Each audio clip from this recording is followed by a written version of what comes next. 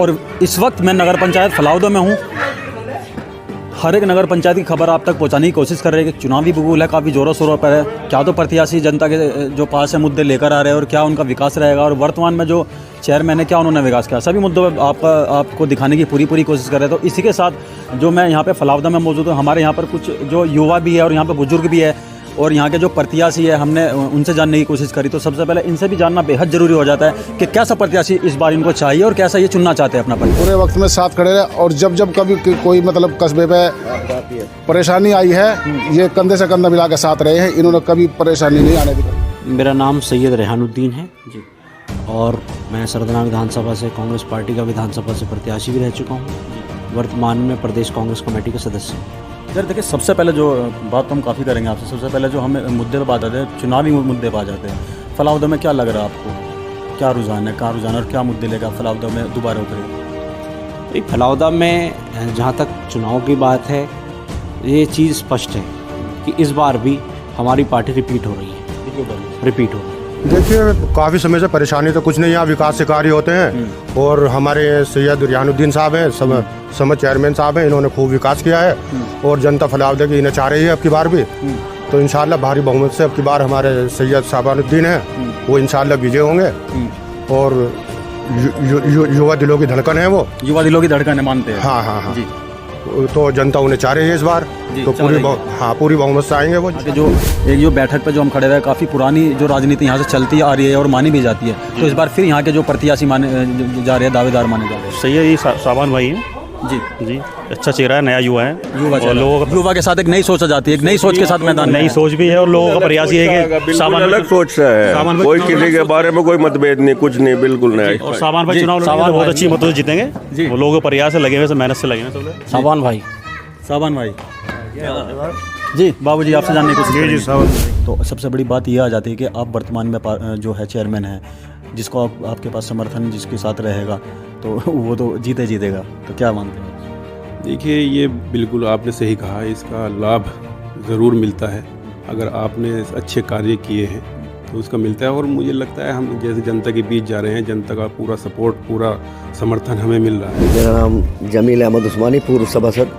जी, पूर्व सभासद भी आप जी। क्या मानते हैं, रुझान कहाँ जा रहा है इस बार? रुझान, जनता का जो रुझान है वो नया चेहरा है कस्बे के लिए, सैयद शाबानुद्दीन। और यहाँ देखिए, नया चेहरा तो नहीं कह सकते क्योंकि राजनीति जो मानी जाती है स्टार्ट जो यहाँ बैठक से ही होती है।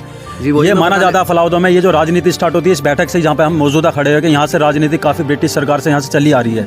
मैं वही बताना चाह रहा हूँ, यहाँ जो है पुरखों से राजनीतिक घर है ये, इसीलिए मैं कह रहा हूँ नया चेहरा आया है जनता के बीच में। जनता में युवा बोलिए ना, युवा चेहरा, एक नया चेहरा युवा है और जनता में हर्षोल्लास है बहुत ज़्यादा शाबानुद्दीन को लेकर के। और भगवान ने चाहा, अल्लाह ने चाहा तो बहुत ज़्यादा भारी मतों से विजयी घोषित होंगे। इंशाल्लाह जीतेंगे। शहबान है, नया लड़का है, यहाँ से राजनीति चली आ रही है पुरानी जी, तो सबकी सपोर्ट है, हम सब साथ हैं उनके, इंशाल्लाह जीतेंगे। उनके साथ और भी देखिए प्रत्याशी हैं यहाँ पर, काफ़ी एक हक है, हमारा जो भारत देश है स्वतंत्र देश माना जाता है और हर किसी को हक है लड़ने का यहाँ पर। तो इस बार फाइट में कौन है इनकी, ये भी जानना बहुत बेहद जरूरी हो जाता है। किसे मानते हैं फाइट में इनके सैयद भाई? देखिए, शाबान भाई के जो फाइट में बीजेपी से चुनाव है हमारा, बीजेपी से चुनाव। हाँ, और किसी कोई तीसरा चेहरा नहीं है, तीसरा कोई चेहरा नहीं है। बीजेपी के अलावा और किसी फाइट नहीं है हमारी, हमारा इलेक्शन बीजेपी से है, किसी और कोई है ही नहीं। कितनी फाइट मानते हैं बीजेपी से? 50%, 60-80%, कितने फाइट? 50% है, 50%। तो अगर रुझान जानने की कोशिश करें, कुछ युवाओं से बात करने की कोशिश करी और भी हमारे साथ यहाँ पर जो है व्यक्ति खड़े हुए हैं फलाउदा के, जो यहाँ पर रहने वाले हैं, तो दिक्कत परेशानी इनसे जानने की कोशिश करेंगे। और इस बार कैसा प्रत्याशी वो चुनना चाहेंगे इस बार आप?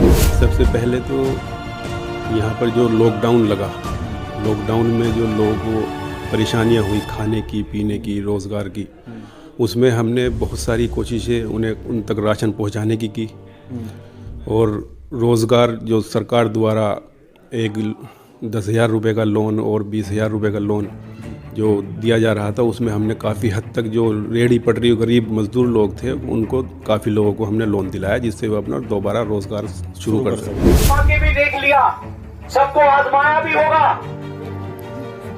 और आजमा के देख भी लेना कि अगर कोई बात बिगड़ जाए या कोई चीज हो जाए तो सिर्फ हम ही लोग आपके साथ खड़े मिलेंगे। आपने देखा भी होगा, मुझे बताने की आवश्यकता नहीं कि कैसा भी बुरा वक्त आया हो या कुछ हो, जितने भी नेतागण हैं कोई आपके पास आने को तैयार नहीं होता, या कोई सब छोड़ के भाग जाते हैं ऐसे टाइम, देखा भी होगा पहले। सिर्फ लड़ाई उसी चीज की है।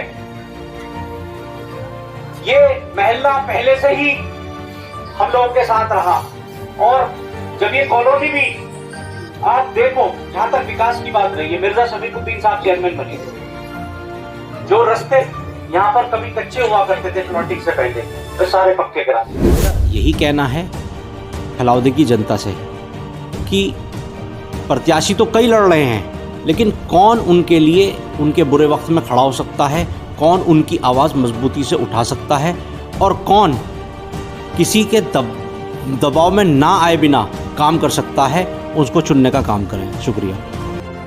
और इस वक्त मैं मौजूद नगर पंचायत फलाउदा में हूँ। मेरे साथ जो कांग्रेस पार्टी के मेरे साथ जो है सैयद रिहानुद्दीन जी है, तो हम इनसे बात करने की कोशिश करेंगे किस तरीके से जो चुनावी जो भूगोल है काफ़ी ज़ोरों शोरों पे है, और किस तरीके से अपने जो फलाउदा नगर पंचायत में है वो लोगों को अपने जो मुद्दे हैं वो बताने की कोशिश करेंगे। तो इसी के साथ जो है इसके साथ साथ हम एक बात और बता चलूँ, इस वक्त जो हम मौजूद बैठे हुए हैं फलाउदा की एक ऐसी ऐतिहासिक बैठक में बैठे हुए हैं जो कि चुनाव की नींव रखी गई थी यहाँ पर फलाउदा से। तो इसके बारे में मतलब बहुत सी बात हो जाती है, वो जानने की सारी हम कोशिश करेंगे। जी, सबसे पहले आपका परिचय जानेंगे सर। मेरा नाम सैयद रेहानुद्दीन है और मैं सरदना विधानसभा से कांग्रेस पार्टी का विधानसभा से प्रत्याशी भी रह चुका हूँ। वर्तमान में प्रदेश कांग्रेस कमेटी का सदस्य हूँ। सर देखिए, सबसे पहले जो बात तो हम काफ़ी करेंगे आपसे, सबसे पहले जो हमें मुद्दे पे बात आते हैं, चुनावी मुद्दे पे आ जाते हैं। फलाउदा में क्या लग रहा है आपको, क्या रुझान है, कहाँ रुझान है और क्या मुद्दे लेकर आप फलाउदा में दोबारा उतरे? भाई फलाउदा में जहाँ तक चुनाव की बात है, ये चीज़ स्पष्ट है कि इस बार भी हमारी पार्टी रिपीट हो रही है जी। और उसकी वजह यह है कि 5 वर्षों के अंदर जो भी नगर पंचायत में जो हमारा चेयरमैन थे, उन्होंने जो भी विकास कार्य करे और आम जन को उन विकास कार्यों से फ़ायदा हुआ, और साथ साथ हमने अपनी जनता की आबरू की, अपनी जनता की हितों की, अपनी जनता के जो मसले थे उनकी जो लड़ाई लड़ी, मजबूती से लड़ाई लड़ी। हमारी सरकार नहीं थी, प्रदेश के अंदर दूसरी सत्ता थी, सत्ता से मुकाबला करके हमने अपने लोगों का साथ दिया है। इसके साथ देखिए एक बात और अहम जो जानेंगे हम आपसे, देखिए जो मुद्दे आ जाते हैं विकास के कस्बों में, विकास के मुद्दे क्या होते हैं, नाली की साफ़ सफाई, रास्ते, खड़ंजे और मतलब जो भी काफ़ी मुद्दे हो जाते हैं, इनसे अलग हट के काफ़ी जो मुद्दे होते हैं उन पे अक्सर जो है प्रत्याशी प्रतिनिधि काम नहीं कर पाते। जैसे रोज़गार ले लो, हालांकि रोज़गार इतनी बड़ा हो जाता है, पर रोज़गार में कुछ ऐसी भी बात हो जाती है जैसे महिलाओं के लिए कुछ सिलाई का कुछ कारोबार अपने कस्बा में, मंडेगा, युवाओं के लिए कुछ रोज़गार लाना, वो कैसा रहेगा? ये हमारा नहीं सोचा इस बार प्रत्याशी। हाँ बिल्कुल, मेरा भी यही मानना है कि कस्बे के अंदर कोई इस तरह की रोज़गार की योजना हो, रोज़गार के साथ साथ कि कुछ बड़े पैमाने पे जिससे युवाओं को रोज़गार मिल सके। ये है कि कस्बे के अंदर कोई रोज़गार नहीं है, कोई बड़ी फैक्ट्री नहीं है, कोई कारखाना नहीं है, कोई मिल नहीं है जहाँ पर बड़ी तादाद में लोगों को रोज़गार दिया जा सके। तो हमारी लड़ाई यही है, और इसमें भी हम जो भी एड़ी चोटी के जोर लगा देंगे किसी प्रकार के लोगों को रोज़गार दिलवाने के लिए। इसी के साथ एक जो आ जाता है खेल का मैदान, लाइब्रेरी, एजुकेशन के लेकर लोग आजकल जो प्रत्याशी है प्रतिनिधि काफ़ी बात कर रहे हैं मुद्दों में, एक एजुकेशन ऐसा जोड़ लेके सबसे पहले नंबर पर आ जाता है। जैसे निःशुल्क लाइब्रेरी वगैरह हुआ, खेल का मैदान हुआ, क्योंकि मैं नहीं मानता कि यहाँ पे भी खेल का मैदान जो है ऐसा इस मतलब होगा यहाँ पर। नहीं, हमारा प्रयास चल रहा है। कई जगह हैं नगर पंचायत की ऐसी जो सरकारी हैं, वो खाली भी पड़ी हैं, कहीं पे कब्ज़ा भी किया हुआ है कुछ तत्वों ने, तो वो कब्ज़ा मुक्त करा के या जो भी सरकारी नंबर हैं, हमारा प्रयास है कि उसमें जैसा भी यहाँ पर हमारे पड़ोस में रावती गांव में स्टेडियम बना, हम युवाओं के लिए जहाँ से नई प्रतिभाएं निकल के आए स्टेडियम में बना के। तो यहाँ के जो दावेदार माने जा रहे हैं, क्या नाम आपके भाई है, क्या नाम है? हाँ, मेरे बड़े भाई हैं सैयद सहबानुद्दीन साहब, वो यहाँ के दावेदार माने? हाँ, वो चुनाव लड़ेंगे। यहाँ पर अनारक्षित ये सीट है, जनरल जिसको कहते हैं, और वो यहाँ पर चुनाव लड़ेंगे। तो इसी के साथ एक बात और जाती है, जैसे कि एक बहुत सम्मानित आप जो है काफ़ी शूटिंग में भी आप काफ़ी नाम कमा चुके, हमारे पीछे शील्ड भी रखी हुई है, काफ़ी बड़ी शील्ड है, काफ़ी मतलब एक सम्मानित लोग मतलब आप रह चुके। तो इसी के साथ अपने कस्बावासियों को क्या मैसेज देना चाहते हैं और क्या वोट अपील के साथ उन्हें आप समझाना चाहते हैं कि इस बार वो आपको चुने? इस बार क्या हर बार ही मतलब जैसे आपको चुनते आ रही है? हर बार ही कई पीढ़ियों से ये संबंध कस्बे वासियों से चला आ रहा है, कई वर्षों पूर्व से। 1917 से मैं बताऊं, हमारे परदादा मीर उर्फ अल्लाह राजी जो मजिस्ट्रेट थे ब्रिटिश गवर्नमेंट के अंदर, सबसे पहले वो यहाँ पर सरपंच हुआ करता था, सरपंच नामित हुए थे।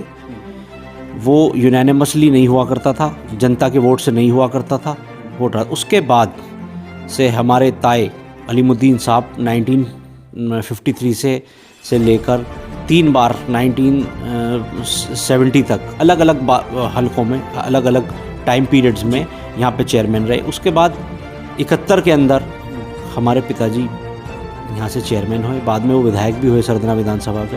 88 में हमारे मामू मेराजुद्दीन साहब चेयरमैन बने। फिर 95 के अंदर OBC सीट आई, उसमें लक्ष्मी देवी सैनी जी यहाँ से हमारी पार्टी से, हमारे संगठन से जो हैं वो चेयरमैन चुनी गई। उसके बाद 2000 में कोई और चेयरमैन रहा। 2006 में हमारी ही पार्टी से, हमारे ही संगठन से मिर्ज़ा शफीकुद्दीन साहब फिर दोबारा चुनाव जीते, 2011 तक रहे। उसके बाद 12 में कोई और चेयरमैन बना और 17 में फिर जब से, क्योंकि 2015 से हमने भी राजनीति शुरू कर दी, तो 2017 के अंदर OBC सीट आई फलाउदा के अंदर। तो हमारे समर्थन से और हमारी पार्टी से हमने अब्दुल समद साहब को चुनाव लड़ाया और वो 1500 मतों से यहाँ से विजयी हुए। और यही हमारा कहना है कि निरंतर 50 वर्षों का सारा परिवार जो है जनता के लिए समर्पित है।